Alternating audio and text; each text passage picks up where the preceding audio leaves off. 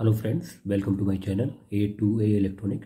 Friends, ये आप देख रहे हैं आईसी TDA 7294।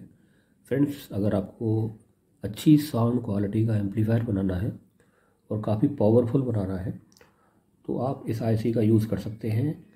आज मैं आपको 200 वाट एम्पलीफायर का सर्किट, जिसमें कि एक TDA 7294 यूज़ होगी और एक पेयर 2SC 5200 और 2SA 1943 का यूज़ होगा। तो चलिए सर्किट देख लेते हैं। ये एक प्लेट मैंने और बना रखी है फ्रेंड्स। ये इसमें दो पेयर 2SC 5200 और 2SA 1943 लगे हुए हैं। ये आप देख सकते हैं। ये 7294 आईसी है और ये दो पेयर ट्रांजिस्टर लगे हुए हैं। तो चलिए सर्किट देख लेते हैं। ये फ्रेंड्स 15 पिन की आईसी होती है। तो इनपुट जो पॉइंट होता है फ्रेंड्स, इसमें 3 नंबर पिन इनपुट होती है। 2.2 माइक्रोफैरड 50 वोल्ट का एक कैपेसिटर हम लगाते हैं और इसमें हम ग्राउंड से 22 के की एक रेजिस्टेंस लगाते हैं। 1 और 4 नंबर इस आईसी में ग्राउंड होती है और 8 और 15 इसमें नेगेटिव होती है और 7 और 13 नंबर इसमें पॉजिटिव होती है। ये आप देख रहे होंगे। इसमें फ्रेंड्स 9 और 10 पिन जो होती है वो स्टैंड बाई और म्यूट के लिए होती है। यहाँ पर ये कैपेसिटर लगा के 22 के की रेजिस्टेंस पॉजिटिव पे लगा के हमने इसको ग्राउंड कर दिया है, यानी कि अभी इस कंडीशन में ये दोनों पिन काम नहीं कर रहे हैं। अगर इनको यूज़ करना हो तो इन पे हम इन दोनों पिनों को ही यूज़ कर सकते हैं।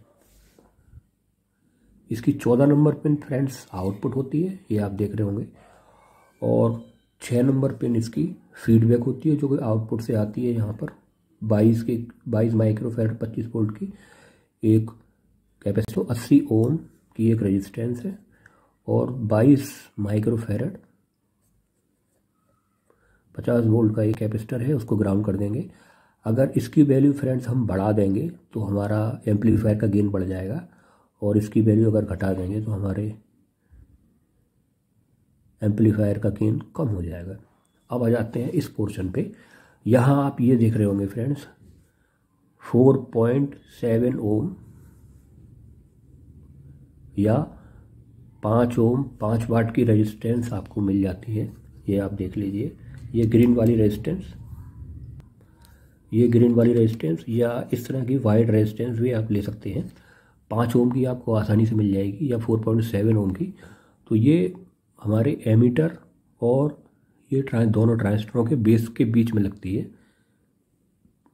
इसको लगाना बहुत ज़रूरी है। अगर इसको नहीं लगाएंगे, ये बायसिंग रेजिस्टेंस है, इसको नहीं लगाएंगे तो आवाज़ में क्रैकिंग आने लगती है। तो इसको लगाना बहुत ज़रूरी है।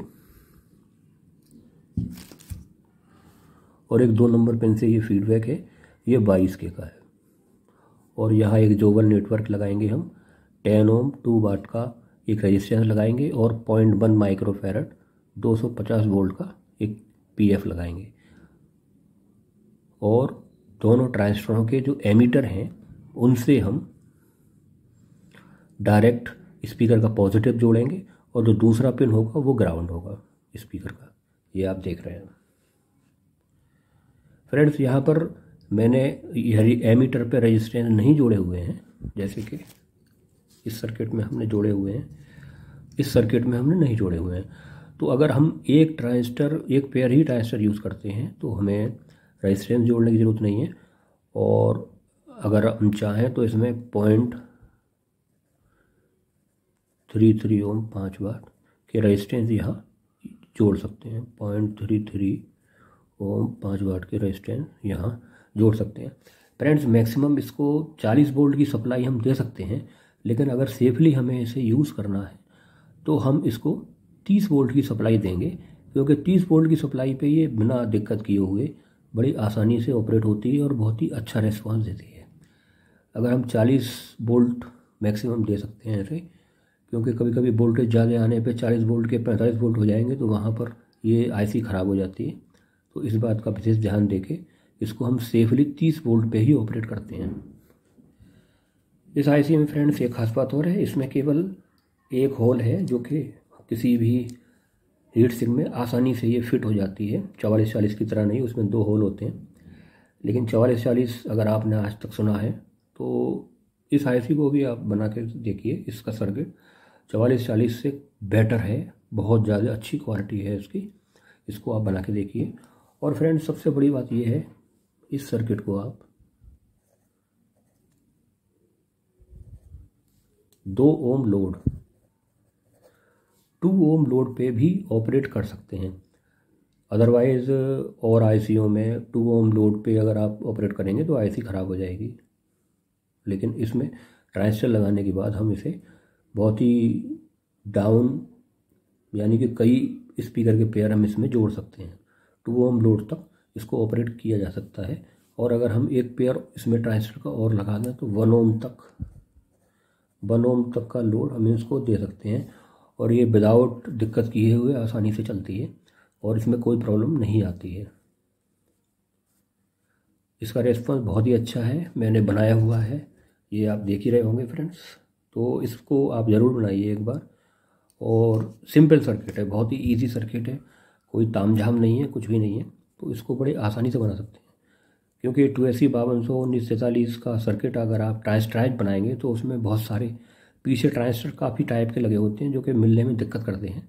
तो उसके अकॉर्डिंगली ये सिंपल सर्किट है। एक आईसी ले लेनी है, 2 ट्रांजिस्टर ले लेने हैं, और जो पीएफ और रेजिस्टेंस है वो तो आसानी से मिल जाते हैं। तो उस हिसाब से देखा जाए तो ये सर्किट बहुत ही ज़्यादा ईजी है। इसमें क्या होता है, वाटेज जो आती है वो लो वोल्टेज और हाई करंट की पावर सप्लाई हमें चाहिए होती है।